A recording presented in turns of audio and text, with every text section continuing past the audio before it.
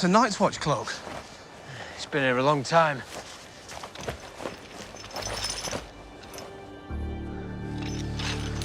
Oh, must be dragon glass. Dragon glass? The maesters call it obsidian. Why would a brother hide it here? I expect it's because he wanted somebody to find it. Hello, my sweet summer children. I'm back with some juice to get you through the long night. In Game of Thrones Season 2, Sam finds a hidden package of dragonglass and a horn while ranging north of the wall with the Night's Watch. This goes down a lot differently in the books. It's actually Jon that finds these things late at night while north of the wall. Jon is led to this specific location and to these items specifically by Ghost. #FreeGhost. I think by now you guys know that I believe Ghost is like a green seer. He has the trait, the red eyes, but it's the contents of the package and how long it's been there that makes you raise your eyebrows and take a second look. A length of frayed rope bound the bundle together. Jon unsheathed his dagger and cut it, groped for the edges of the cloth and pulled. The bundle turned, and its contents spilled out onto the ground, glittering dark and bright. He saw a dozen knives, leaf-shaped spearheads, numerous arrowheads. Jon picked up a dagger blade, feather-light and shiny black. Hiltless, torchlight ran along its edge, a thin orange line that spoke of razor sharpness. Dragonglass, what the maesters call obsidian. Had Ghost uncovered some ancient cache of the children of the forest, buried here for thousands of years? The Fist of the First Men was an old place, only beneath the dragonglass was an old war horn, made from an aurochs horn and banded in bronze. Jon shook the dirt from inside it, and a steam of arrowheads fell out. He let them fall and pulled up a corner of the cloth the weapons had been wrapped in, rubbing it between his fingers. Good wool, thick, a double weave, damp, but not rotted. It could not have been long in the ground, and it was dark. He seized a handful and pulled it close to the torch. Not dark, black. Even before Jon stood and shook it out, he knew what he had. The black cloak of a sworn brother of the Night's Watch. So from that quote, we know that Ghost has led Jon to this cache of dragonglass, but we also learned that with this cache of dragonglass is an old war horn made from an aurochs horn and banded in bronze. Not only is there this war horn, but we also learned that it's wrapped in the cloak of a Night's Watchman, and the cloak was damp but not rotted, so it could not have been in the ground long. So someone placed it there hoping that Jon would find it, or knowing that Ghost would lead Jon to this. Now there is a lot of significance to this, and let me explain. So Jon makes a dagger for himself and divides the plunder up and passes it around. It must have been buried for a reason. He had made a dagger for Gren as well, and another for the Lord Commander. The war horn he had given to Sam. On closer examination, the horn had proved cracked, and even after he cleaned all the dirt out, Jon had been unable to get any sound from it. The rim was chipped as well, but Sam liked old things, even worthless old things. Make a drinking horn of it, Jon told him, and every time you take a drink, you'll remember how you ranged beyond the wall, all the way to the Fist of the First Men. He gave Sam a spearhead and a dozen arrowheads as well, and passed the rest out among his other friends for luck. There are few coincidences in A Song of Ice and Fire, so what are the odds that Sam is given this horn? Samwell Tarly of Horn Hill is given an ancient bronze band war horn found at the Fist of the First Men, wrapped up in a Night's Watchman's cloak and surrounded by dragonglass. Well, I don't think it's a coincidence at all that the horn was given to Samwell Tarly of Horn Hill.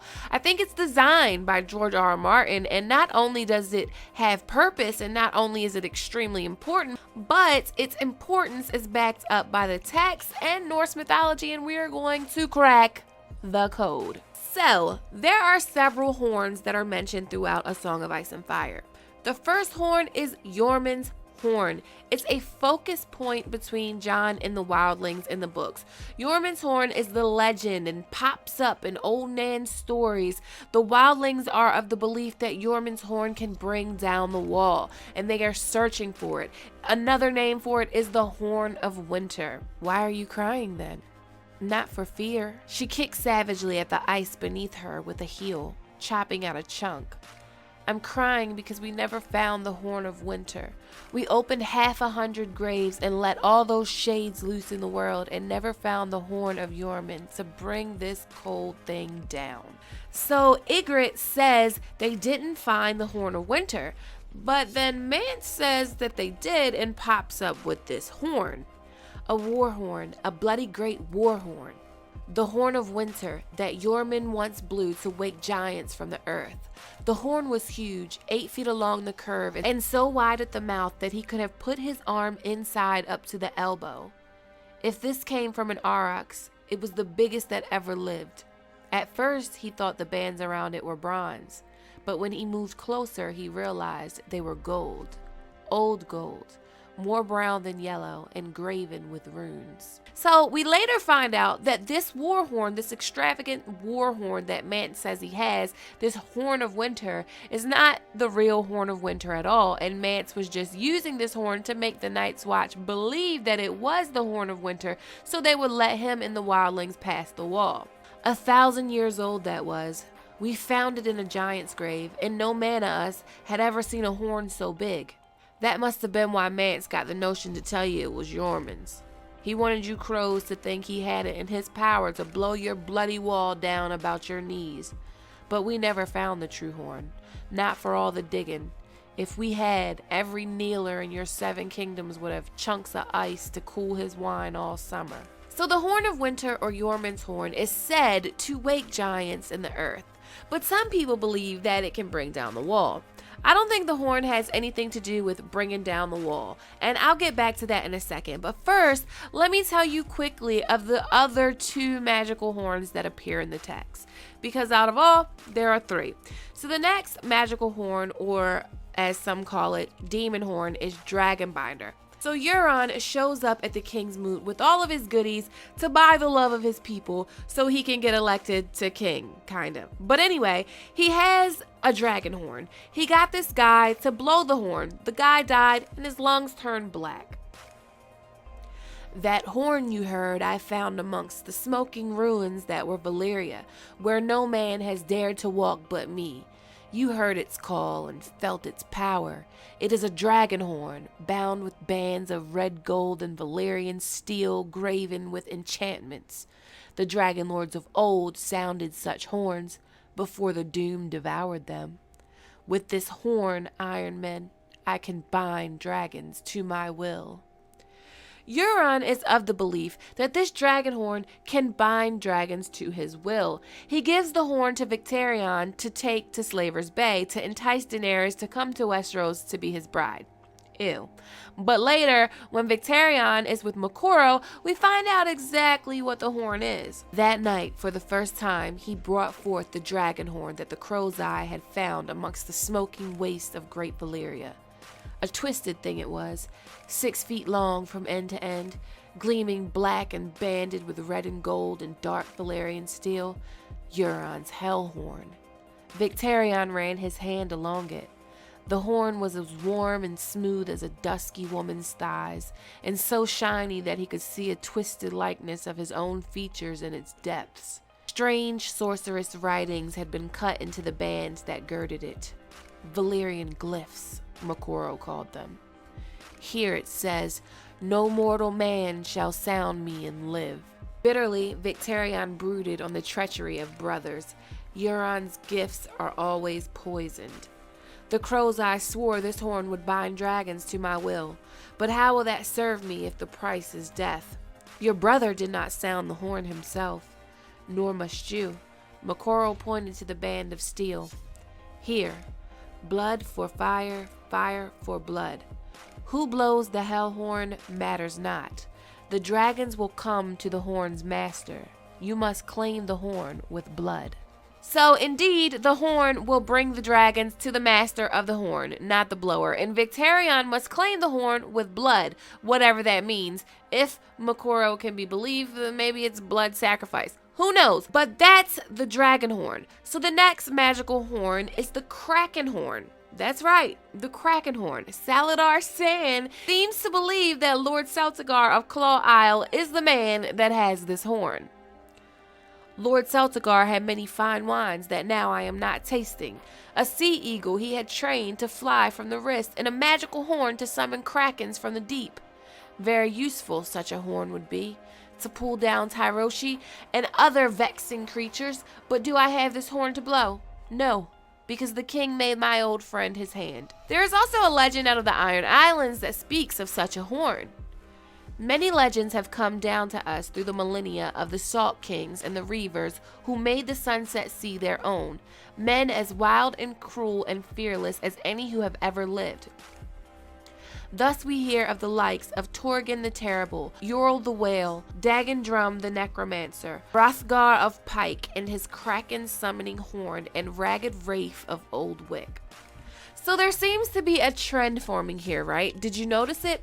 Well, the horns are used to awaken things and summon things and bind things, to summon krakens, to summon dragons, and to awaken giants in the earth.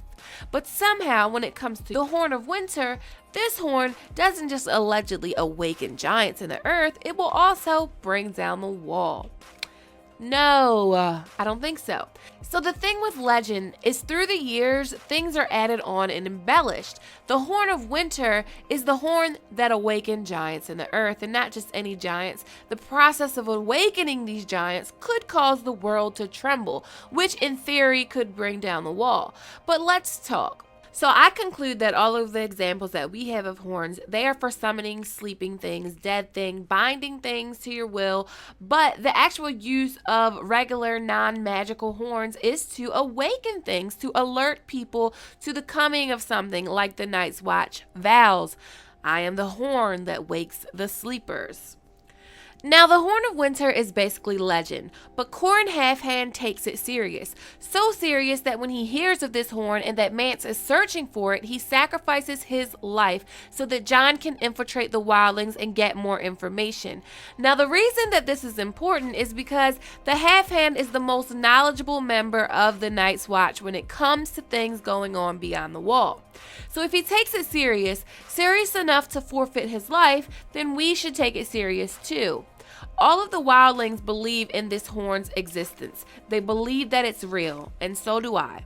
I just believe that the horn isn't necessarily meant to bring down the wall. I think it could, but that's not the horn's purpose. I think that part was added on to the songs to make it more fanciful to the wildlings that hated the wall and the southerners that lived on the other side of it. So the Horn of Winter, in my opinion, does indeed exist. And I actually believe that Sam is the one that has it. But before we can get all the way into Sam and why he has it and what he's going to do with it and all of that razzle dazzle, I would first like to talk about who Joramun is. So the Horn of Winter is referenced to as Jormun's horn or the Horn of Joramun.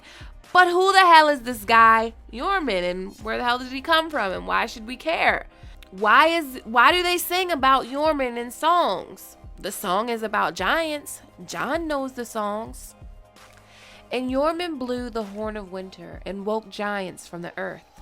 He looked for great swords 10 feet long, but saw only clubs. Most were just the limbs of dead trees, some still trailing shattered branches. A few had stone balls lashed to the ends to make colossal mauls. The song never says if the horn can put them back to sleep. So Joramun is basically King Beyond the Wall from the Age of Heroes. He is a legend like Lan the Clever, Garth the Green Hand, Brandon the Builder, and the Night's King. But the legend of Joramun is tied into the legend of the Night's King and the 13th Lord Commander and the liberation of the Night's Watch at the Night Fort. The Night Fort has occurred many legends of its own, some of which have been recounted in Archmaester Harmain's Watchers on the Wall. The oldest of these tales concern the legendary Night's King, the 13th Lord Commander of the Night's Watch, who was alleged to have bedded a sorceress pale as a corpse and declared himself a king. For 13 years, the Night's King and his corpse queen ruled together. Before King of Winter, Brandon the Breaker, in an alliance, it is said with the King Beyond the Wall, Joramun, brought them down. Thereafter, he obliterated the Night's King's very name from memory. So if you look at the legend of the Night's King, we have the Night's Queen, his pale, corpsey, beautiful queen. But in another legend, it speaks of the Night King and the Night's Watch, and the wording to me is very particular.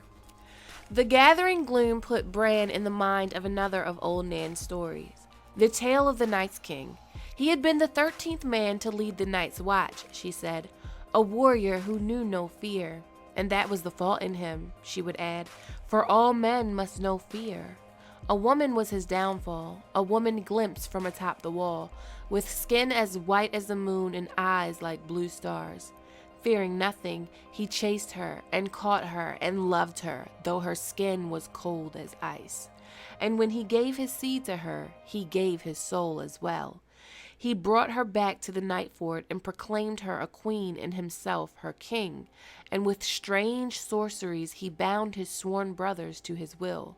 For 13 years they had ruled Night's King and his corpse queen, till finally the Stark of Winterfell and Joramun of the Wildlings had joined to free the Watch from bondage.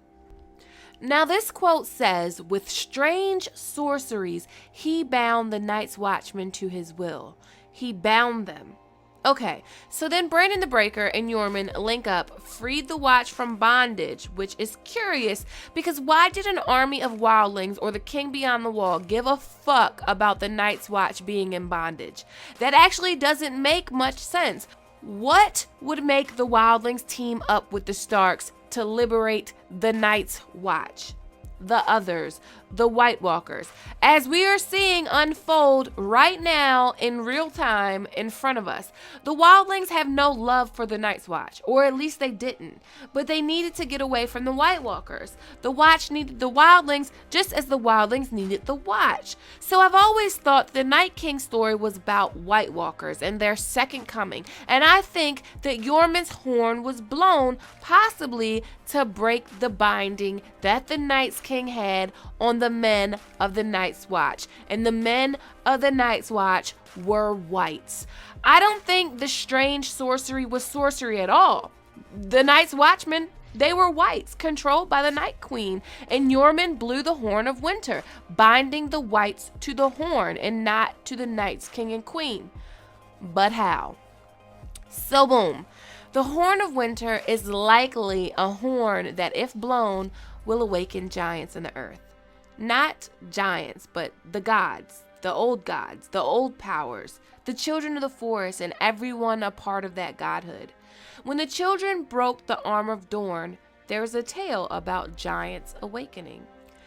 Gathering in their hundreds, some say on the Isle of Faces, and calling on their old gods with song and prayer and grisly sacrifice. 1,000 captive men were fed to the weirwood, one version of the tale goes, whilst another claims the children used the blood of their own young.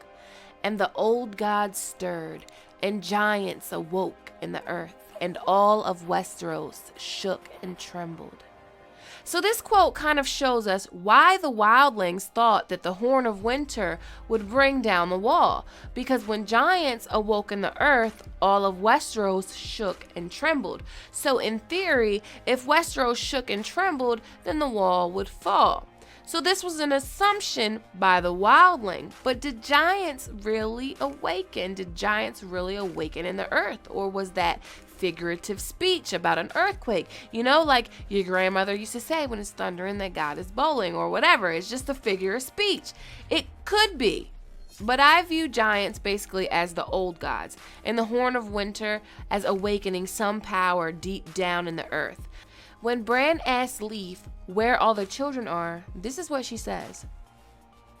"Where are the rest of you?" Bran asked Leaf once. "Gone down into the earth," she answered. "Into the stones, into the trees." So I believe that this horn will wake the whites and the sleeping dead from the earth, not only the children of the forest, but the kings of winter as well, kind of like the dead of Dunharrow in the Lord of the Rings. I also think there's a possibility that the horn of winter, when it does wake these old gods, the power of waking the old gods could bind the whites to the horn's master. But anyway, now that that's out of the way, let's get back to Sam. So I think that Sam has the Horn of Winter, and there are many reasons why. So let's start with the basics. So Sam is from Horn Hill. Get it? Horn Hill. And he ends up with a magical horn. Horn being in the name of Sam's birthplace is not the only thing that makes this interesting. So it's actually the origin of Horn Hill, and that's very interesting. So Sam's ancestors date back to the Age of Heroes. Sam is actually a descendant of Garth the Green Hand. Two of Garth the Green Hand's sons founded Horn Hill, Harlan the Hunter and Herndon of the Horn, twin brothers who built their castle atop Horn Hill and took to wife the beautiful woods witch who dwelled there, sharing her favors for 100 years. For the brothers did not age so long as they embraced her whenever the moon was full. So when Woods Witch is mentioned in the story, my spidey senses start tingling. I'm always inclined to believe that Woods Witch and Children of the Forest go hand in hand. So Sam may not only be descendant of Garth the Green Hand, but also likely the Children of the Forest. Well, why would it be important that Sam is connected to Garth the Green Hand? Well, it's important because history repeats, and this is the new age of heroes. The gray sheep have closed their eyes, but the mastiff sees the truth. Old powers waken, shadows stir. An age of wonder and terror will soon be upon us, an age for gods and heroes. We are quite literally reliving the Age of Heroes. We have already seen Tyrion in the show do exactly what Lan the Clever allegedly did during the Age of Heroes. The names associated with the Age of Heroes are Lan the Clever, Garth the Green Hand, Night's King, Bran the Builder, Durin Durrandon the Storm King, the Grey King, the King Beyond the Wall, Joramun, Brandon the Breaker. It's likely that every one of these legendary heroes will manifest in each character. And I think Sam is not only our Garth the Green Hand, but because of his attachment to Gilly, he is also representative of a wildling nature and is our Joramun, or at least he possesses Joramun's horn. So Tyrion is our Lan the Clever, Night King is our Night's King, and I'll get into the others in another video because that topic, the Age of Heroes manifesting into characters in the story now through history patterns, deserves its own video. But back to Sam. So Sam has the Horn of Winter, and there are parallels from Norse mythology between Sam and Heimdall. I know I'm gonna butcher these names. I know I am. So Sam has parallels with Heimdall, and the Gjallarhorn and the Horn of Winter also have parallels. So the Gjallarhorn is one of the most prized treasures of the gods in Norse mythology. Heimdall is basically a god that guards the Bifrost Bridge, the wall, and he blows the horn at the onset of Ragnarok. Ragnarok is like a battle for dawn. It's the apocalypse. It's the end of the world. So the interesting thing between the horn that Sam has and the Gjallarhorn or Gjallarhorn or Gjallarhorn, it's that the Gjallarhorn was used for drinking as well by Heimdall, and Jon tells Sam to use the horn as a drinking cup since Jon can't get sound from the horn. So with all of this parallels and hidden meanings and textual evidence and foreshadowing, I really believe that Sam has the Horn of Winter, and the Horn of Winter will awaken the gods and the dead and bind them to the horn's master. Kind of like Euron's dragon horn. But what do you think? As always, thanks for watching. Thanks to everyone that supports me on Patreon. If you like this video, please give it a thumbs up. Please click that subscribe button, hit that notification bell, and join the Sweet Summer family. Okay, my sweet summer children, have a good day.